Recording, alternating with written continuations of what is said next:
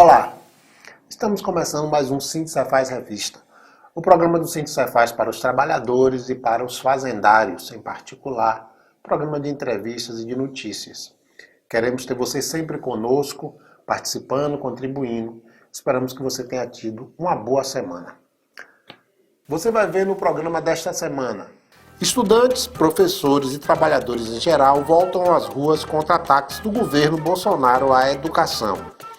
Departamento Jurídico entrega mais 29 alvarás de precatórios, recuperando mais 4 milhões para os fazendários.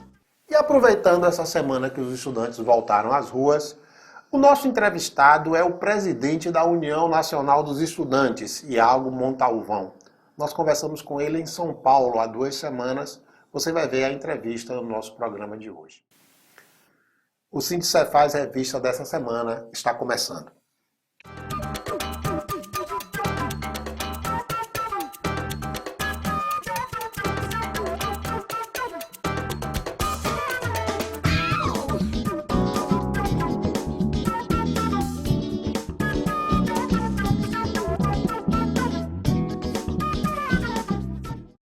Os estudantes voltaram às ruas pela terceira vez em 2019, protestando contra os ataques que o governo vem promovendo contra a educação. O ministro da Educação, indicado pelo presidente Jair Bolsonaro, tem seguidamente atacado os estudantes, atacado os professores e ferido a autonomia das universidades federais. Primeiro, ele cortou verbas. Algumas universidades perderam mais de 50% do seu orçamento. Fala-se que a UFBA teve mais de 40% do seu orçamento de 2019 cortado. E unidades federais de ensino dizem que só funcionam até o mês de setembro, pois não terão recursos sequer para pagar água e luz, insumos básicos para o funcionamento de qualquer instituição, de qualquer lugar. Ademais, o governo tem cortado bolsas de pesquisa, tem cortado intercâmbios internacionais das universidades, reduziu o ProUni e o financiamento à educação superior privada. Enfim, tem promovido sérios ataques. Mais recentemente, falou em um corte de 350 milhões de reais nos livros que são distribuídos na educação básica, além de promover ataques aos reitores e aos dirigentes de universidade, ameaçando-os com mais cortes, com mais ataques, caso não cumpram as determinações do Ministério da Educação. O projeto Futurice, anunciado recentemente pelo governo, pretende privatizar a universidade, o que vai promover maior desigualdade social no Brasil, à medida que muitos estudantes não terão acesso ao ensino superior. Por outro lado, o governo Bolsonaro promove mais ataques aos trabalhadores. Além da famigerada reforma da Previdência, que agora tramita no Senado depois de aprovada na Câmara Federal, e que impedirá uma aposentadoria digna para muitos trabalhadores, aqueles que terão que trabalhar até 65 anos de idade e mais 40 anos de contribuição para ter direito a uma aposentadoria integral. Agora o governo tenta aprovar no Congresso a MP 881, que é uma mini-reforma trabalhista e que vai ampliar mais ainda as perversidades contra os trabalhadores.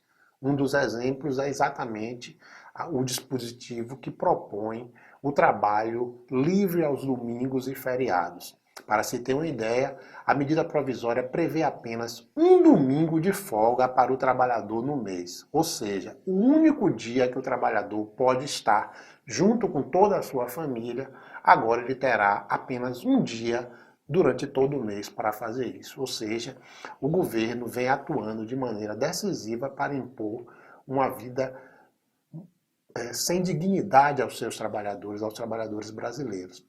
O setor produtivo reclama porque após 7 meses e meio de governo, não existe uma única medida para incentivar aqueles que geram empregos. Apenas o setor bancário está rindo à toa com este governo que aí está. Os estudantes, professores, funcionários de escolas e de universidades, que representam um contingente de mais de 50 milhões de pessoas, é que têm ido às ruas protestar.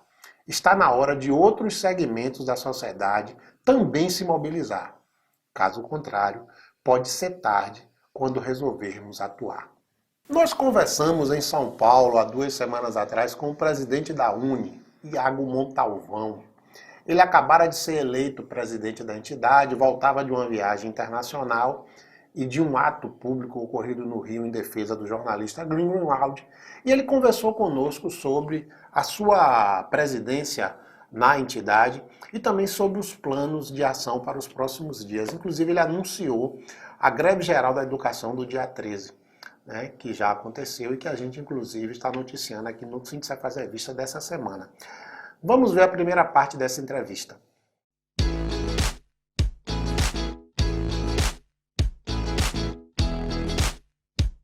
Tem uma oportunidade de estar conversando aqui com Iago Montalvão. Valeu. Recém-eleito presidente da União Nacional dos Estudantes, a gloriosa UNE.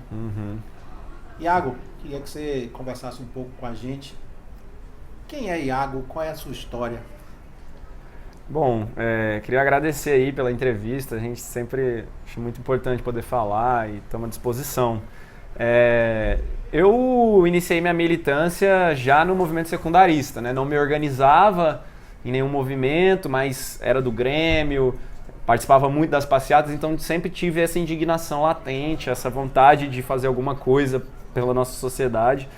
Mas quando entrei na universidade foi quando comecei a me organizar, fui do centro acadêmico, né?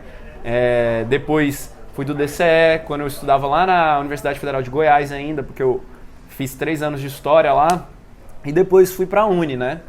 E aí foi quando eu desbravei o país, conheci um mundo novo, né? Me interessei ainda mais pela luta, consegui depois, através do SISU das cotas, ingressar na USP, que é onde eu estudo hoje, faço economia. E a partir daí a luta foi me carregando e eu fui me dedicando também pela importância que eu acredito que tem. E me apresentaram essa tarefa que eu acredito ser uma missão, né, uma tarefa coletiva que me foi dada para assumir a presidência da UNE nesse momento difícil, nesse momento complexo da conjuntura brasileira, que eu assumo na certeza de que eu não estou sozinho, de que eu conto com uma série de pessoas de militância, de estudantes, de movimentos sociais que vão estar com a gente nessa luta aí. Você tem a dimensão do desafio, da tarefa que você vai assumir agora, presidindo essa que é uma das entidades do movimento social mais importantes do Brasil, uma entidade com 70 anos de história. Você tem essa dimensão? O que eu tenho mais ouvido aí nesses últimos dias, essas menos de 3 semanas desde que eu fui eleito, é justamente isso. O tamanho da sua responsabilidade é enorme, né? Pelo momento político, pelos ataques que a UNE sofre, pela representatividade histórica que a UNE tem nos seus 83 anos, mas não só pelo tempo, né? Mas também pela atuação nesse tempo. Então, eu tenho dimensão da importância, sim, e espero corresponder a esse momento político, né? E por isso eu disse que não tenho a certeza de que não estou sozinho, porque sei também que sozinho a gente não constrói nada. Então a presidência da UNE, ela é uma representação só de um coletivo muito maior, né? E eu conto com todas essas pessoas. E quando a gente tem muito estudante na rua, quando a gente tem estudante organizado, isso nos dá muita força para enfrentar esse momento. E eu acho que é com esse espírito que eu vou para a UNE, de entender a responsabilidade, mas sobretudo tentar agregar cada vez mais pessoas e conjuntamente enfrentar esse momento, porque eu acho que unidos a gente vai sair bem dessa. O discurso majoritário na mídia e até mesmo nas redes sociais, desde o advento dessa organização desses grupos mais à direita, é de que a UNE não joga mais papel político, social, não representa mais a juventude. Como é que você vê isso, esse discurso, e como a UNE reage? Esse discurso, na verdade, é uma grande falsidade, né? Porque a direita tenta se organizar na universidade e não consegue recorrentemente, né? A gente viu aí tentativa de criação de MBL estudantil, não sei o que lá, e não consegue se desenvolver, né? A UNE se mantém forte, firme na sua história de 83 anos. Não é simples você manter uma entidade única de representação estudantil durante 83 anos, que contempla na sua formação uma diversidade de movimentos, porque a gente tem diversos movimentos na UNE, inclusive Tivemos em outros momentos também com mais força, em outros com menos força, participação de organizações inclusive mais ao centro, mais à direita, porque a UNE é uma entidade democrática, ela tem esse papel. E nós fizemos um congresso agora, por exemplo, que teve mais de 10 mil estudantes, desses quais mais de cerca de 5.700 eram delegados que foram eleitos nas universidades, então mobilizaram centenas de milhares de estudantes. E isso sem falar as passeatas que nós fizemos em maio, que foram convocadas pela UNE, assumidas pelos DCEs e centros acadêmicos. Então isso demonstra uma grande presença da União Nacional dos Estudantes nesse momento.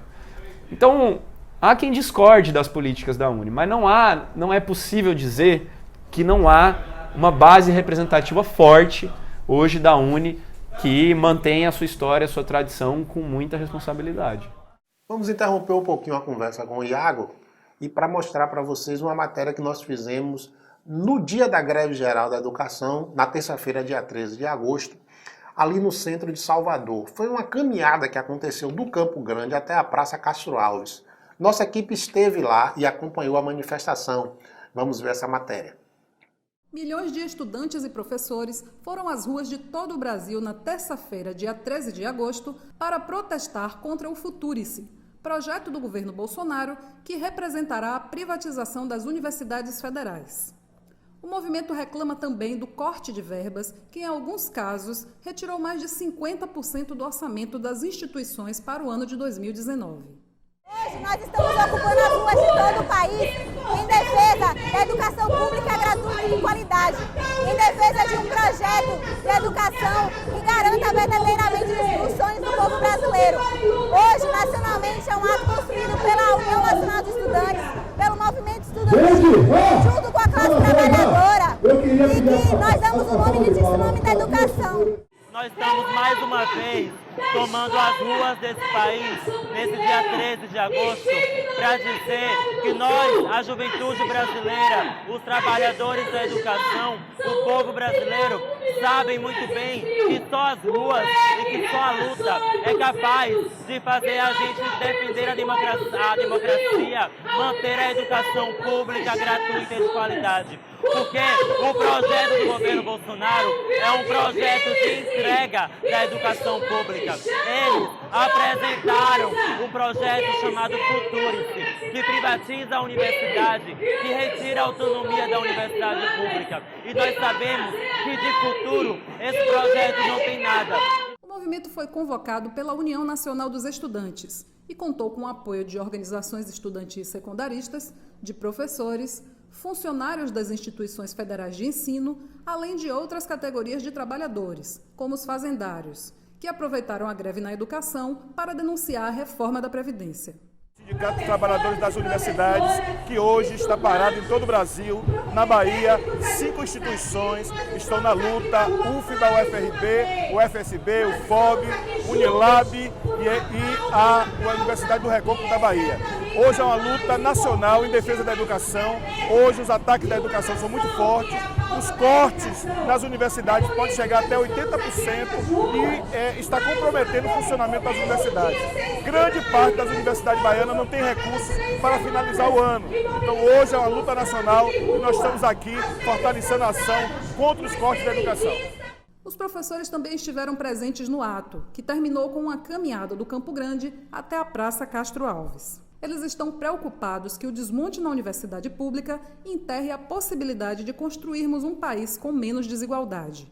Eu estou aqui representando aqueles que lutam pela educação, eu estou aqui representando toda a classe docente, os estudantes, aqueles que lutam por um país muito mais possível. Nesse momento nós estamos vivendo uma dificuldade enorme no nosso país e a gente gostaria mesmo que fosse feito algo para tornar esse país menos desigual e com menos absurdos. Além desse ato em Salvador, que reuniu dezenas de milhares de pessoas, aconteceram manifestações em mais de 150 cidades do Brasil, a maior delas no Rio de Janeiro, um ato público que reuniu quase 1 milhão de pessoas e que, obrigatoriamente, a mídia teve que registrar, matérias inclusive no Jornal Nacional, que não costuma acompanhar manifestações estudantis, manifestações dos trabalhadores, do povo de uma maneira geral. esses protestos vão se ampliando, vão acontecendo mais e mais. Já tivemos manifestação no dia 15 e no dia 30 de maio, e agora essa manifestação do dia 13. Os protestos estão aumentando. É bom o governo acordar. Não adianta promover ataques e fazer ameaças. Os estudantes estão na rua e vão atrair outros segmentos dos trabalhadores que podem engrossar esses protestos contra as políticas de desmonte do país que vêm sendo promovidas pelo governo federal. Vamos ver agora a segunda parte da entrevista com Iago Montalvão. Nós fizemos essa entrevista com ele em São Paulo. Vamos ver a parte 2. Por que Bolsonaro tem tanto medo da educação pública? Eu acho, sobretudo, que eles têm medo da educação pública porque ela permite a emancipação do ser humano, ela permite o pensamento crítico, a capacidade de entender as contradições da sociedade, de fazer a crítica. E isso eles não admitem, porque, primeiro, eles são um governo autoritário, né? Um governo que não admite a crítica, não admite o contraditório. Tanto é que eles tentam sempre sufocar ou deslegitimar o que é contraditório a eles. Mas também porque existe uma disputa ideológica em torno da educação, né? Eles querem transformar a educação no modelo deles de sociedade conservadora, retrógrada, de valores reacionários. E eles sabem que na universidade, sobretudo, e na escola também, pública, principalmente, é um espaço de diversidade de opinião, de se avançar nas discussões pelo contraditório. E isso eles não admitem. Esse modelo de educação deles não admite esse pensamento crítico contraditório. Então eles não encontram espaço nesse modelo de universidade plural, diversa, com liberdade. Por isso eles querem destruí-la, alterá-la, para servir ao projeto deles, neoliberal, autoritário, né, conservador. Então por isso eles atacam tanto assim a nossa educação. Primeiro eles vieram com os cortes de recursos em algumas universidades, algumas tiveram um corte menor, outras tiveram um corte maior, e agora anunciam esse projeto Futurice, que é um projeto que, no fundo, visa a privatização da universidade. O que a UNE tem feito para mobilizar os estudantes e a sociedade brasileira contra a destruição do ensino público superior? Os primeiros cortes que eles fizeram na educação, somados às declarações absurdas e criminosas, né, do ministro ao dizer que na universidade o que se faz é balbúrdia, gerou uma ebulição muito grande entre as pessoas que constroem a universidade, né, estudantes, professores, técnicos administrativos. E isso fez com que nós tivéssemos possibilidade de construir grandes atos nas ruas. Então a UNE convocou paralisações e greves nas universidades no dia 15 de maio, no dia 30, e que foram as maiores manifestações de contraponto às políticas do governo Bolsonaro, que conseguiram unificar uma parcela importante da sociedade em defesa da educação, que é a nossa bandeira central, né? Embora a gente também tenha colocado hoje na ordem do dia a defesa da democracia, das liberdades democráticas. Então a UNE tem puxado isso, tem feito debate nas universidades, né, na sociedade como um todo, e já chamou o dia 13 de agosto como o retorno aí do tsunami da educação, como nós chamamos, né, para ser a próxima grande mobilização no país, que leve as pessoas às ruas, demonstre a indignação da população e confronte essas políticas do governo, né, para gerar uma pressão para fazer com que eles recuem. O Futurice é um projeto que tenta desresponsabilizar o governo do financiamento, diminuir cada vez mais o financiamento público.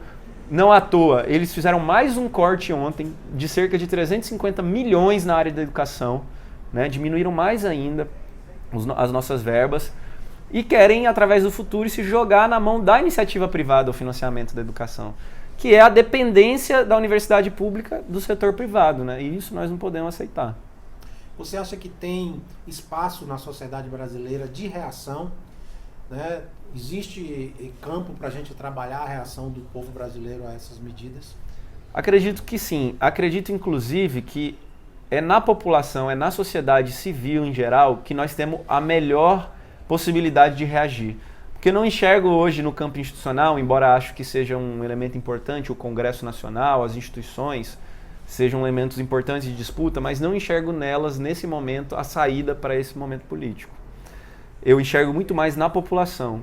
E eu acho que quando a gente fala de educação, quando a gente fala de liberdade de imprensa, de democracia, de respeito à memória dos que foram assassinados na ditadura militar, que esse governo não respeita, a gente consegue avançar no diálogo com setores amplos da sociedade, seja na população trabalhadora, da periferia, com os estudantes, seja nos movimentos organizados, seja em setores mais ao centro da sociedade. Eu acho que unificar o povo brasileiro em defesa dessas bandeiras, que são mínimas civilizatórias, como a educação, como a democracia, como a soberania, né, como os valores de liberdade individual, democrática, liberdade coletiva também, são importantes para a gente mobilizar o povo, e eu acho que a gente tem muito espaço nisso e nós vamos buscar cada vez mais falar com as pessoas sobre esses temas. Vamos interromper um pouquinho a entrevista com o Iago para mostrar agora uma matéria sobre precatórios. O Sindicefaz tem se destacado muito nessa questão dos precatórios. A entidade detém quase 30% de todos os precatórios do Tribunal de Justiça da Bahia e tem conseguido recuperar muitos recursos para os fazendários.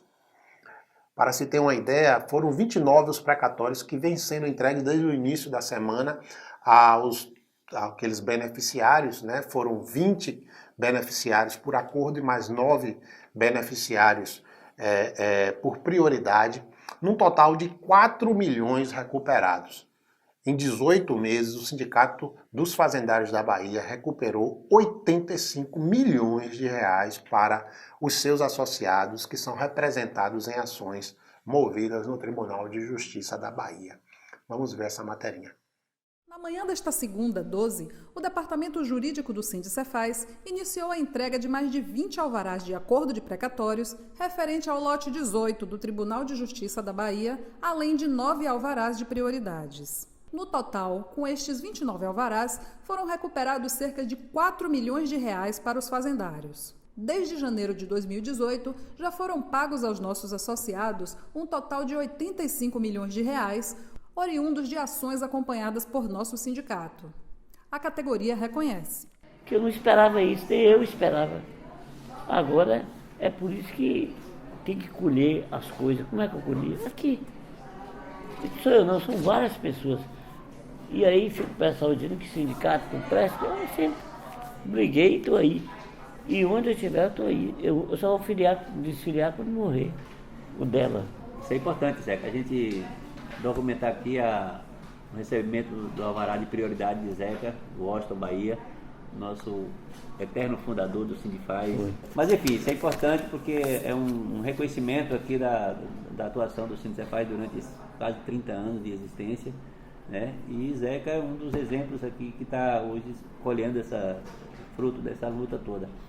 São assim como vários colegas nossos, aposentados, já falecidos, mas que os herdeiros hoje estão recebendo, né? Então, para a gente é uma grata alegria poder contribuir, poder realizar esse tipo de coisa. É louvável o trabalho que o Departamento Jurídico tem feito. Nós temos sempre repetido esse assunto aqui e sempre falado sobre isso. Porque muitas vezes a justiça tarda, mas no caso do Sindicefaz ela não tem falhado. Nós temos conseguido buscar o ressarcimento de direitos que têm sido sonegados por sucessivos governos à categoria. Esperamos que novas vitórias, novos precatórios sejam entregues nos próximos dias. Nós vamos continuar acompanhando e sempre registrando aqui para vocês, dando essa informação tão positiva. Vamos ver agora a parte final da entrevista com o Iago Montalvão. Nós fizemos essa entrevista com ele, repetindo, há 2 semanas atrás, portanto antes dos protestos que ocorreram dia 13 de agosto. Mas vale a pena ouvir.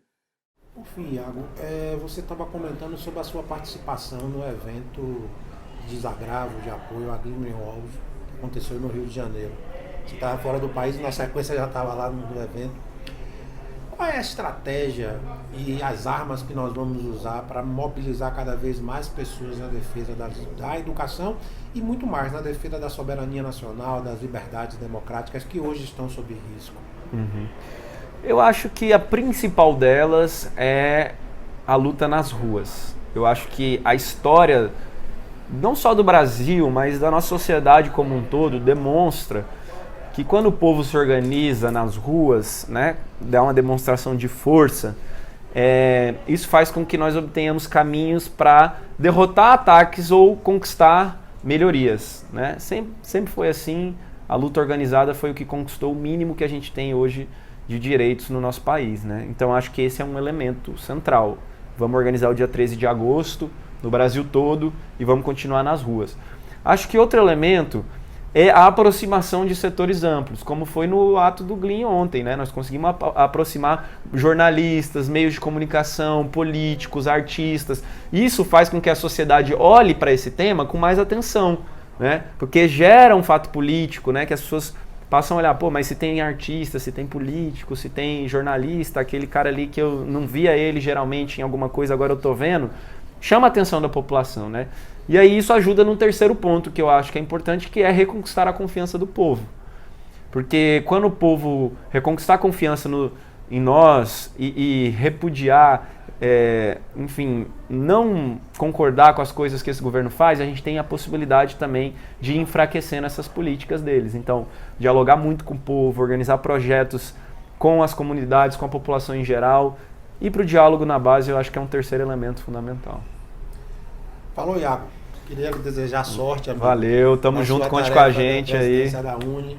Eu tive a oportunidade de ser da Uni na minha juventude, massa. participar também da direção da União Nacional dos Estudantes. E acho que a Uni tem um papel fundamental a jogar na luta do povo brasileiro. Claro, sem Conte dúvida. conosco. Nós também, conte com a gente, sempre que precisar, vamos estar na luta. Obrigado. Valeu. Até mais. E com essa fala final de Iago, nós vamos finalizando o Sindicefaz Revista dessa semana. No programa número 10 da semana que vem, nós teremos uma nova entrevista e novas matérias.